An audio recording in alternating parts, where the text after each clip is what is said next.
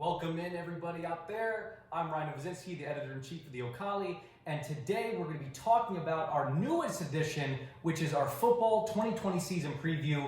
I'm here with our sports editor, Sudeep, Tumma, and he's going to tell us a little bit about what's going into this paper, all the grind that went into this paper, and all the great stories that we have coming up. So Sudeep, let's talk about that cover real quick. Sure. Let's tell, what do you think about the cover and sort of the theme of the entire series? Yeah, the thing we went with was obviously there's a lot of narratives with this team, but I think the main thing comes down to triplets, right? Spencer Sanders, Chuba Hubbard, Talon Wallace, and that was kind of the focus of it, right?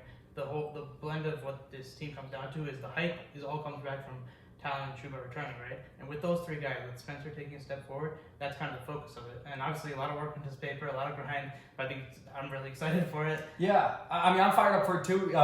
We also have, the triplets too. There's been a whole bunch of trios in OSU's history.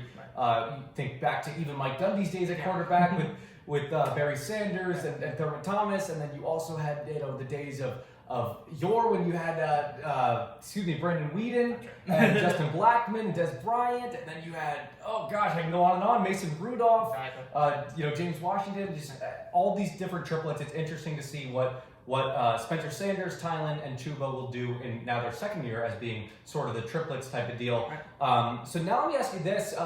There's sort of a resilience with Spencer Sanders this year, right? Because he's sort of a guy who obviously had the injury last season.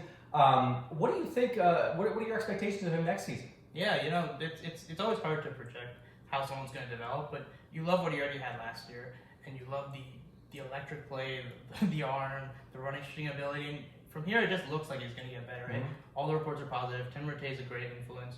And, that's one of the things we touch on, obviously. And, I think throughout this paper, a lot of things we go with are the main narratives of the story, right? Sure. Sorry, of this football season. Spencer Sanders, Chuba Hubbard, who's gone from, has been in the national spotlight for almost the wrong reasons, per se, you know what I mean? Mm-hmm. Like, he's had a lot of turmoil against him. He's even deleted his Twitter account at one point. Yeah. How's he going to fare? How's his offensive line, which almost looks like the Achilles heel of this team, right? Mm-hmm. Amongst all the things they do well, they have pieces everywhere. How's the offensive line going to do? And the defense, right? Yeah. The defense is almost something we talk about week in, week out. Don't forget the defense. Exactly. Don't forget the defense. Don't forget about their contributions. They are an important part of this team. And of course, the theme of this.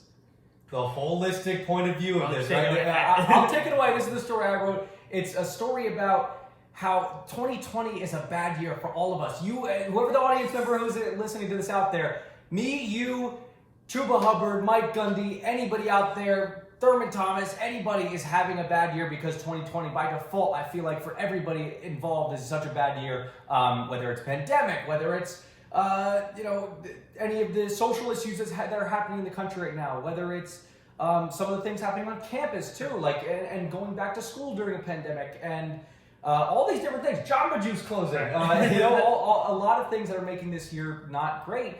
And the OSU football team, despite all of that, they want to block out the noise. They want to just go forward. They want to get on that field, and they are going to get on that field very, very soon against Tulsa. And it's going to be an interesting thing because if they are to have all these high expectations, right? We talked about the triplets and how well they're going to do this year. They're also going to sort of block that side out of it and finish the year on a strong note. And I think that would be a great thing for them to do.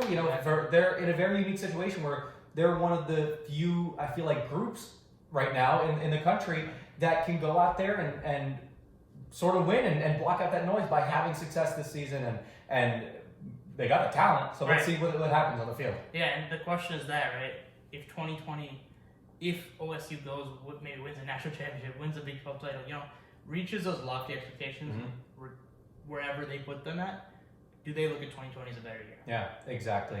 And like we said, don't forget the defense. And don't forget to pick up an Okali tomorrow at your local newsstand or on our issue app or anything like that. And please continue to keep supporting us on Okali.com.